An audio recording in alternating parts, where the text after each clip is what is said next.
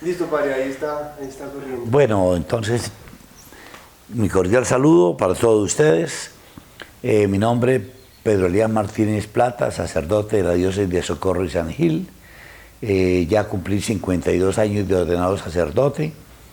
Pues mi vida ha transcurrido rápidamente, muy rápidamente. Todo parece que fue ayer.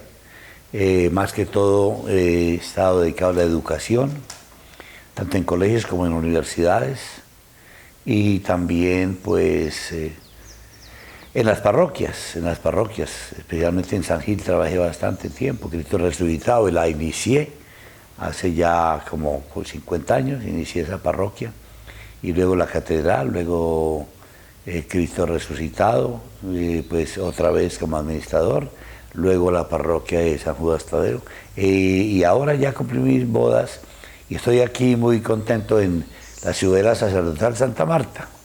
Ah, listo, padre. Ahora sí le diría, padre, que, bueno, la cámara ya la cámara no existe.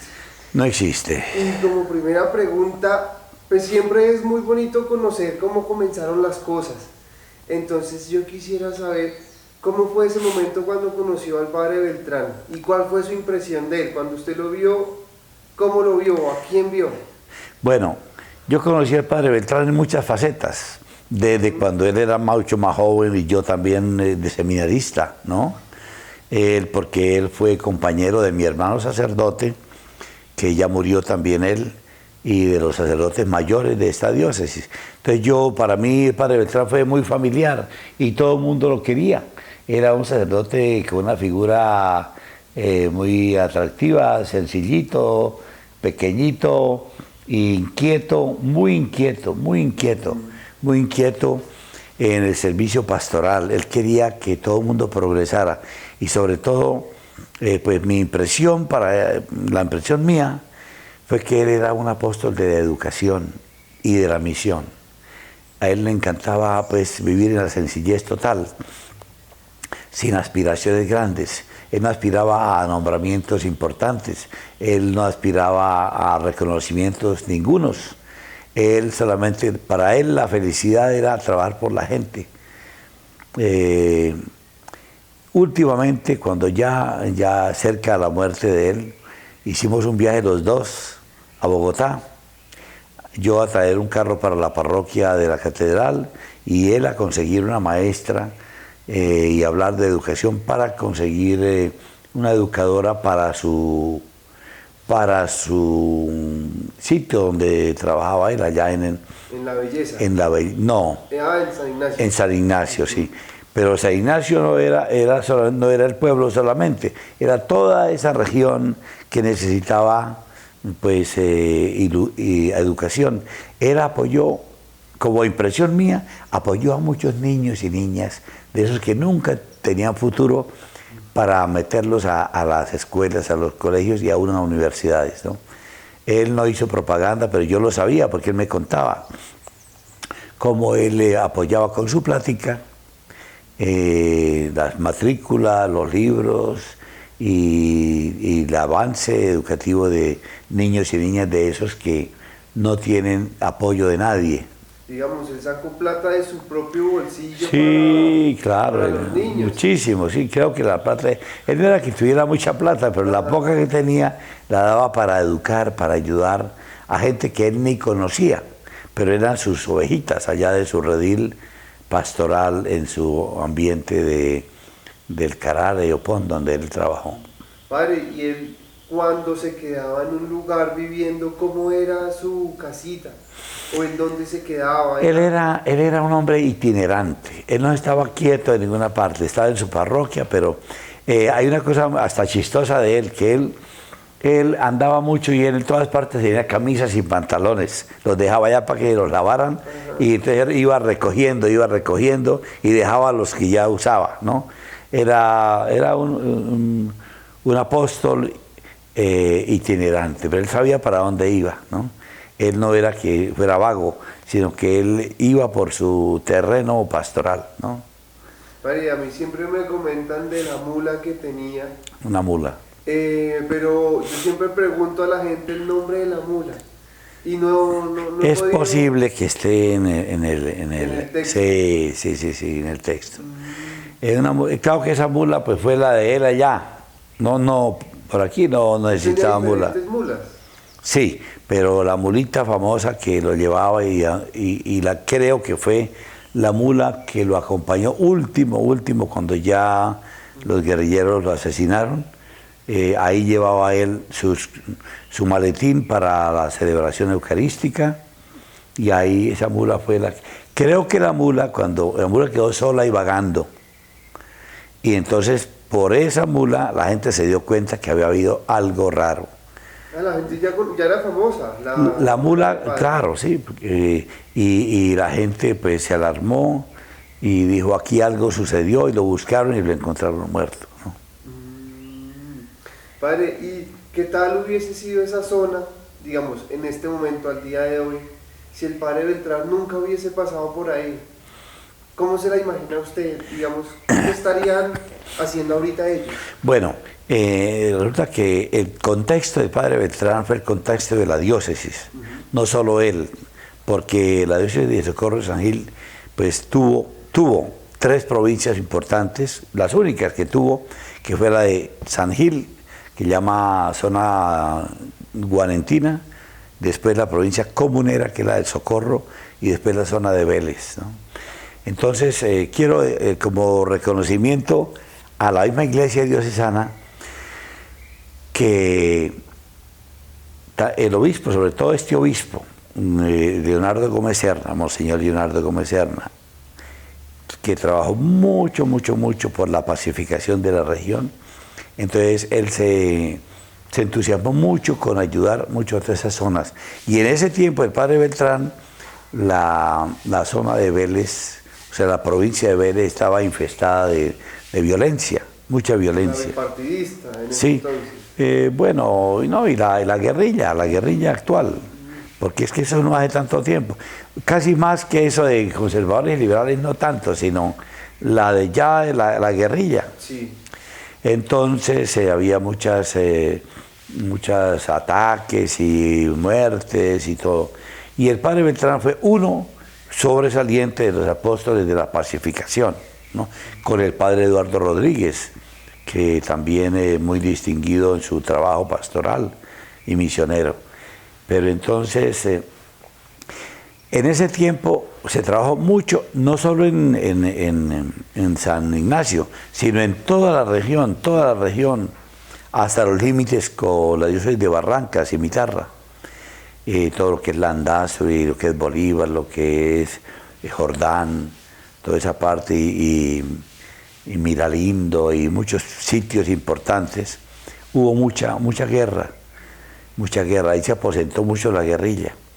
Pero entonces, tanto el obispo, Monseñor Leonardo, como los sacerdotes, no solo los de allá, sino todos, íbamos, porque yo también estuve varias veces en los encuentros con la guerrilla, y hasta tengo películas buenas de los encuentros. O sea, ustedes tenían reuniones Sí. con los jefes guerrilleros. Sí, con los jefes guerrilleros, sí, claro. ¿Y cómo los trataban a ustedes? ¿Eran Esto no. diplomáticos los No, sí, claro, porque eran citas, que había citas, ¿no? Entonces, vamos a hablar, pero la reunión era para, por un lado, tomar cuenta de las injusticias que cometían con la gente, y por otro lado también para compromiso de pacificación en esa área, ¿no? Eso hizo que esa región de Vélez actualmente sea una región próspera. Ya no hay lo que hubo antes, ¿no? Ya la región de Vélez es una región, por un lado, la más fértil de todas estas diócesis, ¿no? Todo lo que es Carareopón, que da hasta San Vicente de Chucurí, allá que es mi pueblo natal, que es tierra súper fértil y próspera en esos ambientes agrícolas, especialmente y ganaderos. Y el padre Beltrán fue uno de los que pues sobresalió por ese trabajo misionero por allá, ¿no? No solo él, sino otros.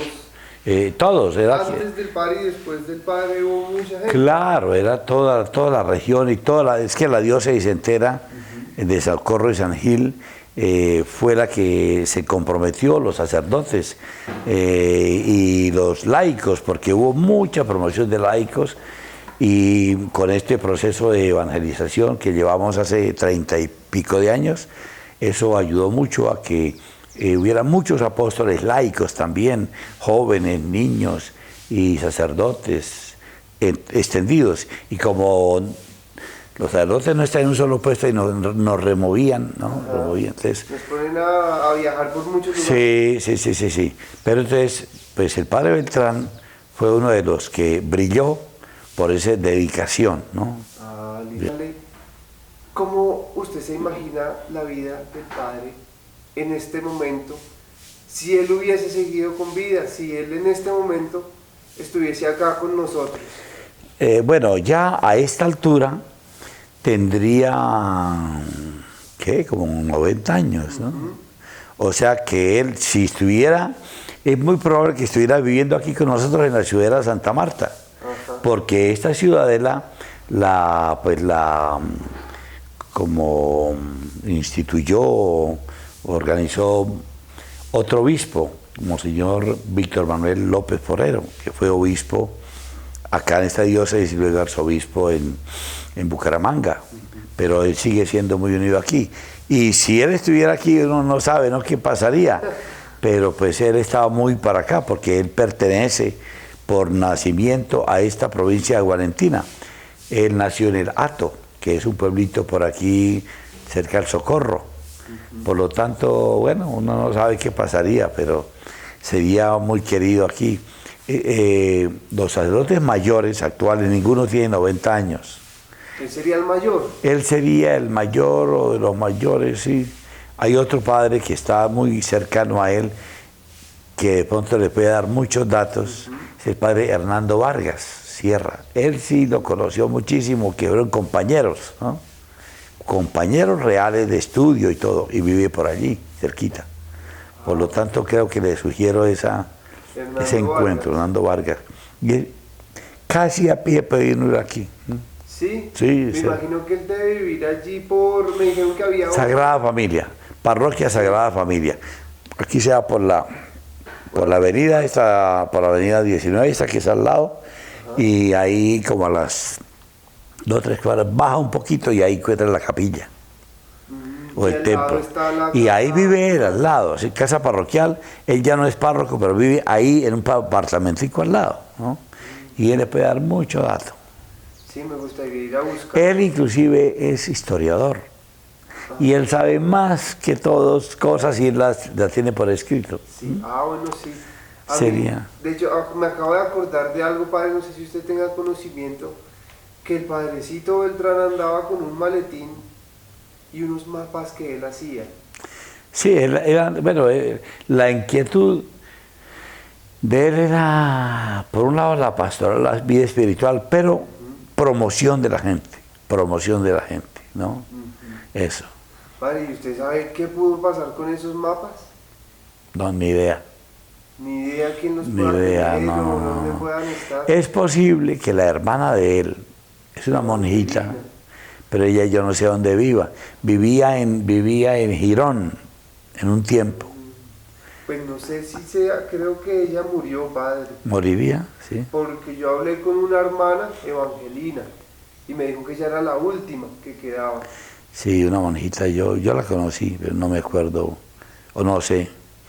Sí, el padre Beltrán, yo pues tuve mucha amistad personal con él, y cuando estaba recién nombrado por allá, pues yo era párroco en la catedral, y yo le suministré algunas cositas que yo traje de Puerto Rico, de nevera que no tenía, hasta el reloj de pulso que no tenía ni reloj, no se ve ni la hora, se guiaba por el sol, y luego también cáliz para celebración allá. Yo le daba ahí cositas. Sí, cosas para él, ¿no? Pero él, digamos, nunca necesitó de tantos aparatos, no. Televisión. No, la televisión era la vida para él. O sea, la vida era la televisión, ¿no? Él se entretenía con la vida. Con la vida, no con los aparatos, ¿no? Ajá. Sí. Y reloj, nunca necesitó nada de eso. Yo le di uno, Ajá. que mi hermano tenía 2, y entonces yo dije, regáleme uno y se lo regalamos al padre Beltrán. sí, para que supiera qué hora era. Para que no llegara tarde Sí. a la misa. Él no llegaba tarde en ninguna parte porque no tenía horarios así muy estrictos, ¿no? Cuando llegara, Ah. sí. Padre, y otra cosa era, a mí me han contado mucho sobre la dulzaina que tenía. Me acuerdo mucho, recuerdo que en La Belleza, él fue párroco en La Belleza, creo que fue párroco también en, bueno, no recuerdo ahorita el pueblo, y recuerdo que él tenía una dulzaina y cuando había bodas, él se levantaba a las 4 de la mañana a tocar la dulzaina y Avisar sí, y tocaba mucho la canción Que vivan los novios.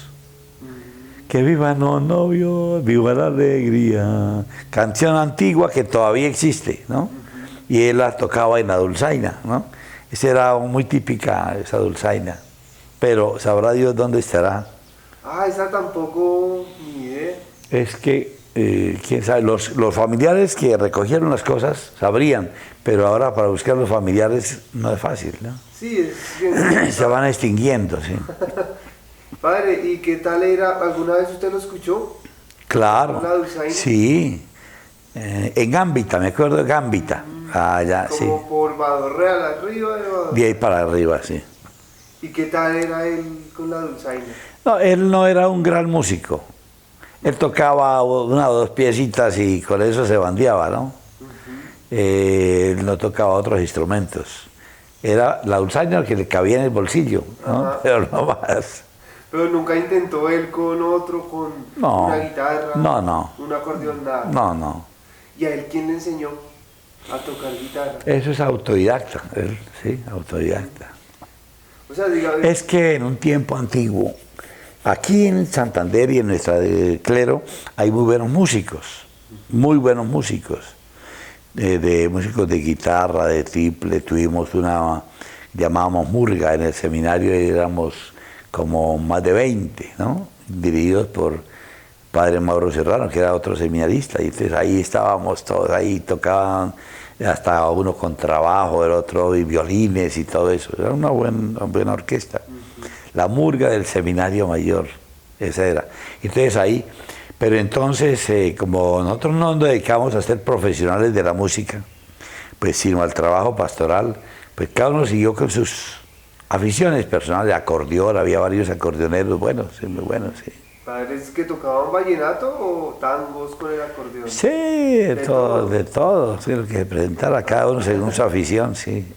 Padre, y una pregunta más es, ¿usted cómo recuerda el día cuando se enteró de la muerte del padre Beltrán?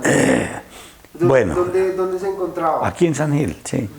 Eso cundió de una vez la noticia, y naturalmente el señor obispo, Leonardo Gómez, y todos pues estábamos en esa situación de grave noticia, y entonces se organizó pues el entierro, que fue en Vélez, ¿no? Fue en Vélez.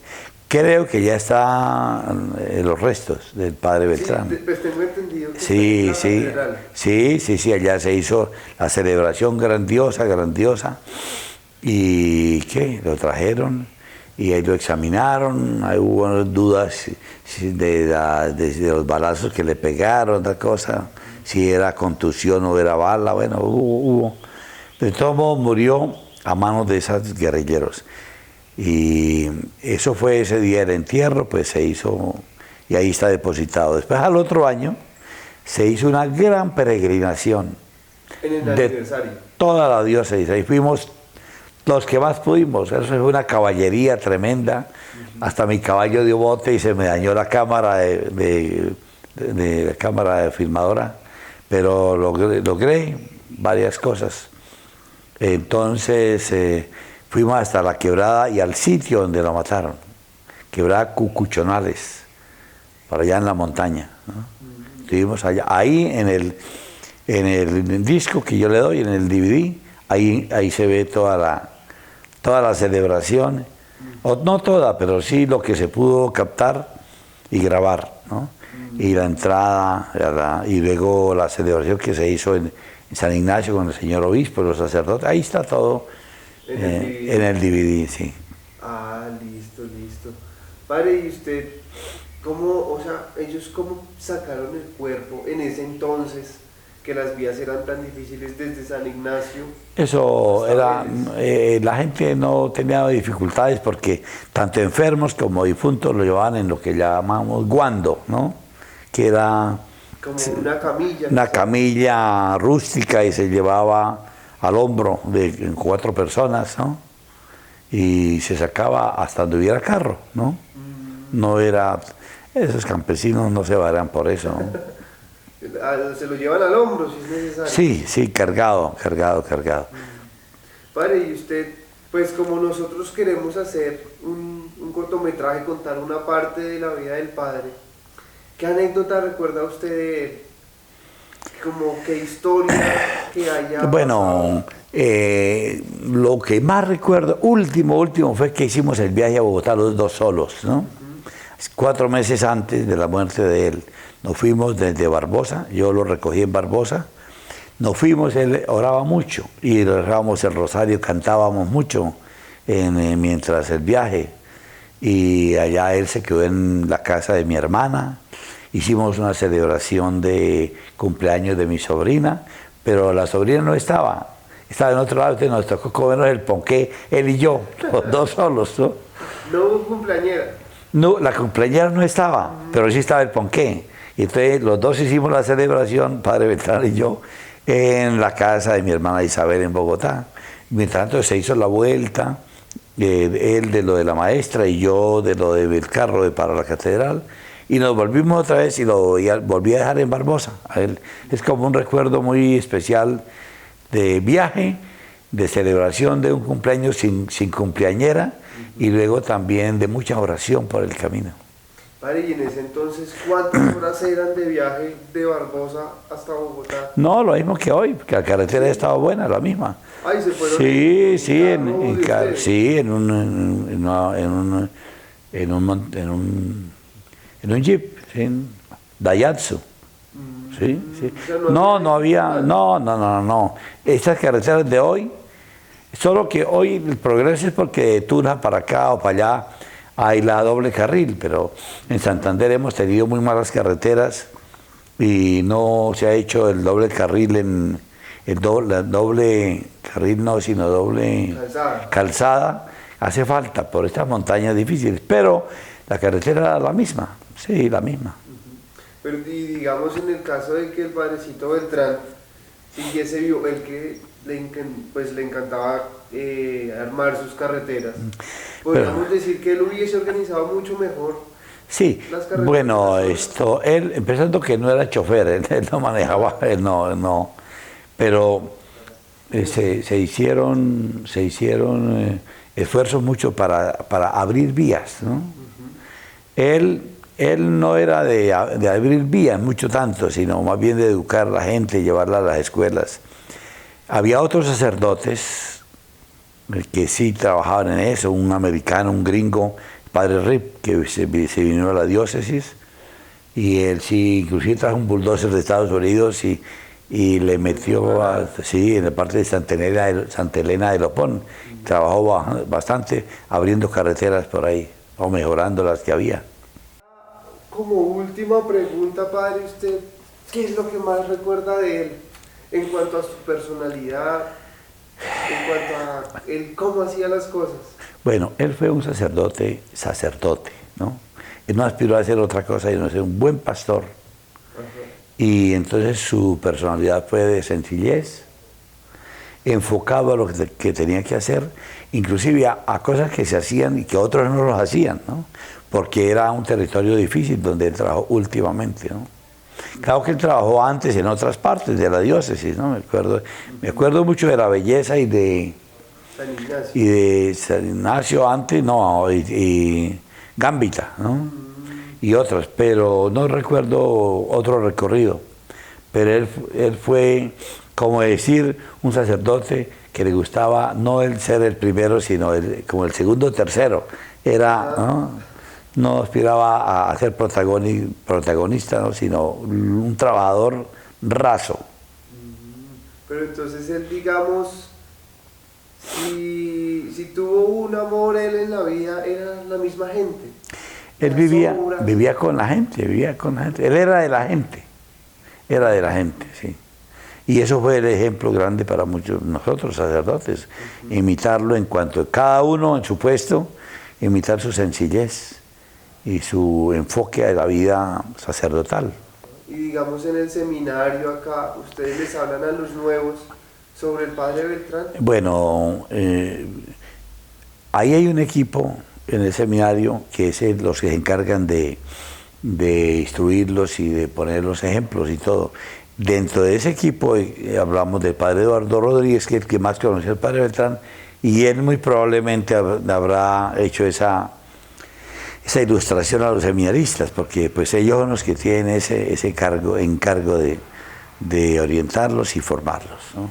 Ah, listo. Muchísimas gracias, padre. Bien, sí.